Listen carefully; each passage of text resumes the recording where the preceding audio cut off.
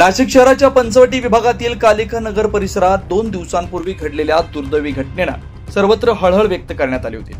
गोदावरी सोसायटीच्या ओपन स्पेसमधील विहिरीत पडून 8 वर्षीय संदीप परिहार या चिमुरड्याचा मृत्यू झाला होता।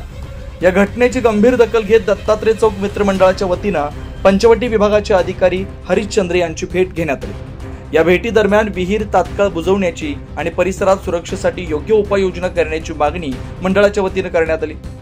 नाशिक महानगरपालिकेच्या पंचवटी विभागातील प्रभाग क्रमांक 3 मध्ये असलेल्या सर्वे नंबर 232 मधील कालिका नगर परिसरात एक धोकादायक विहीर आहे। जी विहीर महानगरपालिकेच्या ओपन स्पेस मध्ये आहे आणि या विहिरीला कुठल्याही प्रकारची सुरक्षा नाहीये। ह्या विहिरीचे कठडे जे आहेत ते तुटलेले आहेत, कुठल्याही प्रकारचं वॉल कंपाऊंड नाही, कुठल्याही प्रकारची जाळी नाही। नाशिक महानगरपालिकेच्या ओपन स्पेस मध्ये ही विहीर असल्या कारणाने इथं एका लहान बालकाचा, संदीप परिहार नावाच्या 8 वर्षाच्या बालकाचा गेल्या 2 दिवसापूर्वी पाण्यात बुडून मृत्यू झाला।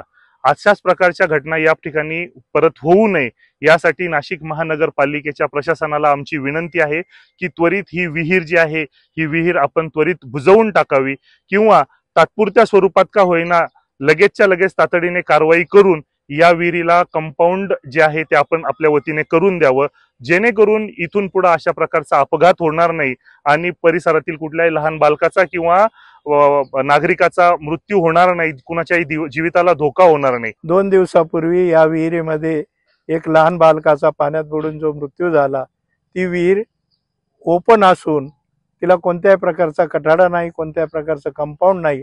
इथंच आम्ही जवळ राहतो, इथं आमचा बंगला आहे, तर इथल्या परिसरातील सर्व नागरिकांची विनंती आहे की ही विहीर त्वरित बुजवावी किंवा तिला तात्पुरत्या स्वरूपात काहीतरी कंपाऊंड वगैरे, जाळे वगैरे टाकावी, अशा प्रकारची मी एक रहिवासी म्हणून विनंती।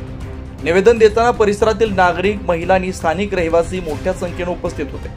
हरिश्चंद्र यांनी सकारात्मक प्रतिसाद देत संबंधित अधिकाऱ्यांना तातडीने कारवाईचे आदेश दिलेत। याबद्दल परिसरातील नागरिकांकडून दत्तात्रय चौक मित्र मंडळ आणि प्राध्यापक तुषार दत्तात्रय पाटील यांचे विशेष आभार मानले जातात। 9 न्यूज महाराष्ट्र ब्युरो, नाशिक।